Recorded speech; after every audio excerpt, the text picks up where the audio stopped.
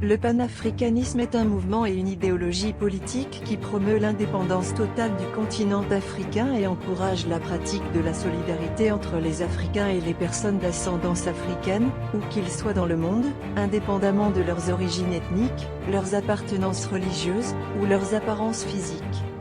Le panafricanisme est à la fois une vision sociale, économique, culturelle et politique d'émancipation des Africains et un mouvement qui vise à unifier les Africains du continent et de la diaspora africaine en une communauté africaine mondiale.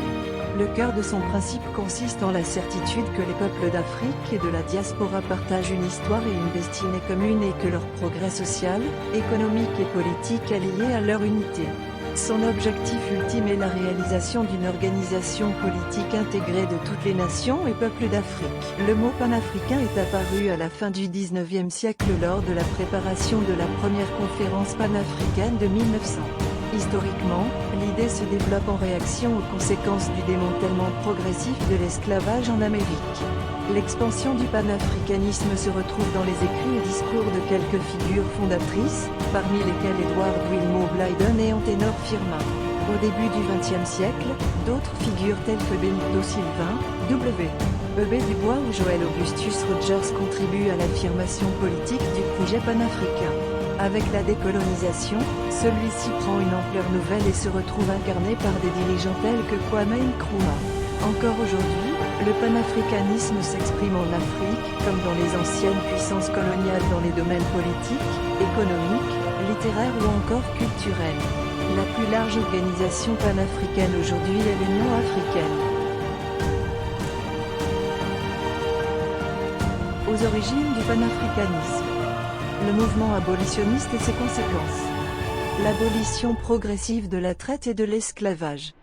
Si on assiste à la fin du XVIIIe siècle au premier balbutiement de la lutte anti-esclavagiste, celle-ci ne devient une réalité qu'avec l'engagement de la Grande-Bretagne.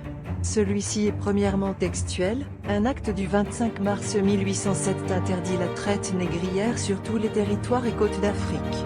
De théorique, cette résolution devient réelle et militaire. L'amirauté britannique établit en 1815 une croisière de surveillance permanente des voies maritimes africaines, la West Africa Anti-Slavery Squadron. Sous l'impulsion de la croisade britannique, d'autres puissances occidentales à l'instar des États-Unis en 1808 et des Pays-Bas en 1814 suivent le mouvement d'abolition de la traite. Le Congrès de Vienne 1815 aboutit à une déclaration de principe sur l'abolition de la part des principales puissances européennes, Autriche, Espagne, France, Grande-Bretagne, Portugal, Russie et Suède. Quant à l'abolition de l'esclavage à ne pas confondre avec la traite, elle est selon les régions plus ou moins tardive, 1848 en France, 1863 aux États-Unis et 1880